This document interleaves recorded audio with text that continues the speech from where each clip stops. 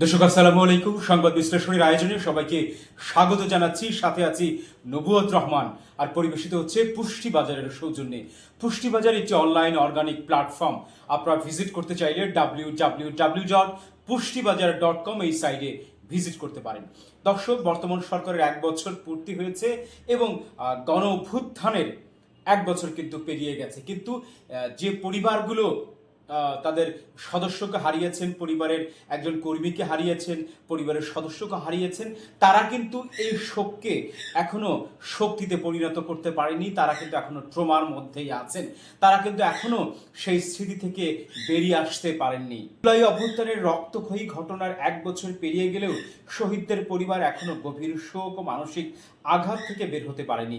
রাজধানী সহ সারা দেশে আন্দোলনের সময় শহীদ হওয়া ছাত্র জনতার স্মৃতি এখনো পরিবারগুলোকে মনের অজান্তেই ক্ষত তৈরি করছে। শহীদদের স্বজনরা অনেকেই এখনো স্বাভাবিক জীবনে ফিরতে পারেননি। সন্তান হারানো মায়েরা প্রতিদিন স্মৃতিচারণ করতে গিয়ে কান্নায় ভেঙে পড়েন। অনেক পরিবার আর্থিক ও সামাজিকভাবে বিপর্যস্ত হয়ে পড়েছেন। এদিকে মানবিক সংগঠনগুলো বলছে, জুলাই অভ্যুত্থানে নিহতদের পরিবারের জন্য দীর্ঘমেয়াদী মনস্তাত্ত্বিক সহায়তা ও পুনর্বাসন কর্মসূচি জরুরি। পাশাপাশি বিচার প্রক্রিয়া দ্রুত না হলে পরিবারগুলোর ক্ষোভ ও বেদনা আরও গভীর হবে। দর্শক, 1 বছর কিন্তু পেরিয়ে গেছে, কিন্তু তাদের কিন্তু ক্ষত শুকাচ্ছে না। এই পরিবারগুলো তারা কিন্তু এখনো কাঁদে এবং গভীর রাতে তার সন্তান চলে গেছে, সন্তানের জন্য কিন্তু এখনো তাদের মন কাঁদে এবং নাম ধরে ডাকে। এই যে তাদের পরিবারের মধ্যে এখনো বেদনা এবং কান্নার রোল কিন্তু থামছে না, অথচ সরকার সেদিকে, অন্তর্বর্তী সরকার সেদিকে নজর না দিয়ে নির্বাচনের পথে হাঁটছে।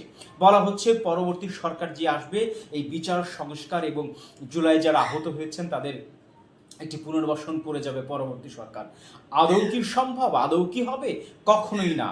কারণ যাদের সন্তান হারিয়েছে, কারণ একটি পরিবারের সবচেয়ে ইনকামের সোর্স ছিল সেই সদস্য, তিনি মারা গিয়েছেন, তিনি এই পৃথিবী থেকে চলে গেছেন।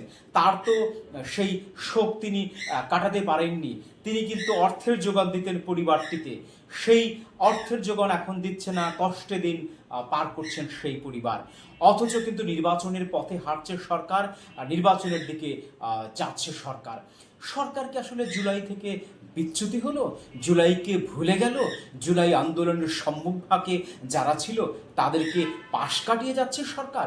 এই ধরনের কিন্তু বিভিন্ন মন্তব্য কিন্তু এই রাজনীতিক বিশ্লেষকগণ বলছে, মানবাধিকার সংগঠনগুলো বলছে, এবং আমরাও এটাও দেখতে পাচ্ছি যে তারা নির্বাচনের পথে হাঁটছে, পাশ কাটিয়ে যাচ্ছে। সরকার কিন্তু বলছে, 1 বছরের পরে সরকারের পক্ষ থেকে বলা হলো আমাদের এখন দ্বিতীয় পর্বে আমরা যাচ্ছি, প্রথম পর্ব শেষ করে দ্বিতীয় পর্বে যাচ্ছি, আমরা নির্বাচনের পথে হাঁটছি।